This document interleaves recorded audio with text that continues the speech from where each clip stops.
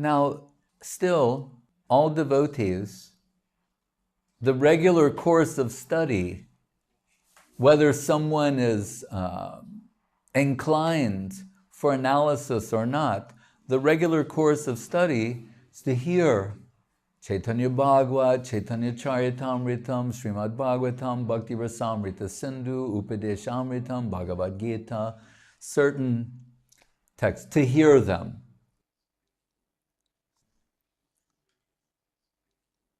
And we'll see in India, they can dutifully hear scriptures, whether someone has the capacity to make a comparative analysis of what is found there or not. They can hear these things, right? And repeat certain aspects of them because the heart finds them appealing. Like when Srila Gurudev commissioned Garga Sangita to be printed, he said something interesting. He said many things interesting in this regard, but one of the things that he said was that reading Garga Sangita, he could understand where so many stories he'd heard as a child from auntie and grandmother and elderly ladies in the village, where these stories came from. Because they weren't found in other conventional texts, then one could think, are they just concocted stories? Because, of course, there are many concocted stories that by Siddhantic analysis we may find faulty, anomaly, and unacceptable. But there are other stories that are Siddhantically substantial and correct. He said, so I understood, oh, they heard these stories, many of them come from here. So those ladies may not have been analytical by nature, but something in the telling of this story, the hearing, the heart resonated to, right? Hridayena bhinu gyato yo dharmasta nibodhata. The source being nityam advesa ragibi, right? Vidyadbi sevita shadbi, nityam advesa ragibi, hridayena bhinu gyato yo dharmasta nibodhata. Their hearts resonated to hearing this, and in good faith, they passed it on to someone else. That's generally the method employed by the Braja Gopis. They're hearing the pastimes of Krishna and writing songs about that, singing songs, composing, not right, composing, sharing those songs with others. We hear from Chakravarti Thakur in the 10th canto, Yashoda hears songs that gopis are singing, likes those songs, starts singing those songs herself. She's also composing some songs. But in a very non-academic, just heartfelt expression way. Automatically the heart is expressing itself. As one English poet used the expression, he said, in certain contexts, the heart leaps up, as if the heart is leaping, dancing, responding naturally to something. So we call that Jnana Shunya Bhakti, which appears to be an oxymoron, knowledge-free devotion. Right? We're saying, and those who possess that, they know more than anybody. Right? So it appears to be an oxymoron.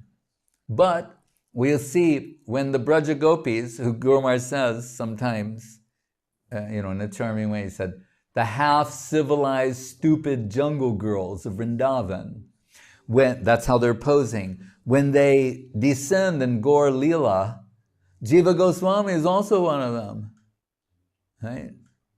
Jiva Goswami is also a gopi, manjari in the spirit. And what is Jiva Goswami's seva here? And the unparalleled philosopher in the Gaudiya line. And let's say, Sri Jiva Tejastiti, Srila Saraswati Thakur would be his modern-day incarnation in the sense of counterpart. And Srila Gurudev points out, for Jiva Goswami's seva, he went to Varanasi and studied Sanskrit.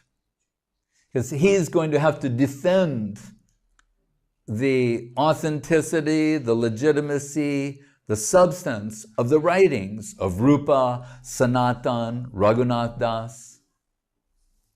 So he actually goes to Sanskrit school. Of course, then what does he do? Harinam Amrita Vyakaran, which is so beautiful. A book that by Harinam, all different names of Krishna, you can learn Sanskrit. That shows something about the quality of the heart of Srila Jiva Goswami. Raghunath Das Goswami writing such beautiful Sanskrit in his books. Vilapa Kusamanjali, Mukta Charit, unparalleled beauty of conception and the qualities of Srimati Radharani. So, but what do we hear? These things are like Mukti, Mukuli Tanjali Sevate Sman Dharmartha Kama Samaya Pratiksha.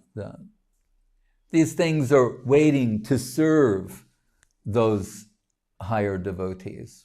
In the case of the aspiring section, progressive devotion, second-class position, they're analyzing cautiously, carefully, trying to constrain intellectual analysis so that it doesn't descend from nirguna to a saguna or rajaguna, tamaguna activity. And Srila Guru Maharaj mentions it's possible for someone to go from the third-class position, bypassing the second-class position, to the first-class position by the association and service of a Mahabhagavata. But in an ideal situation, sometimes Srila Prabhupada Swami Maharaj, when you think of an ideal situation where we have like a Gurukula or an academy, a spiritual academy, and there our students will learn certain books and they'll be given the title Bhakti Shastri or Bhakti Vaibhav, different titles according to their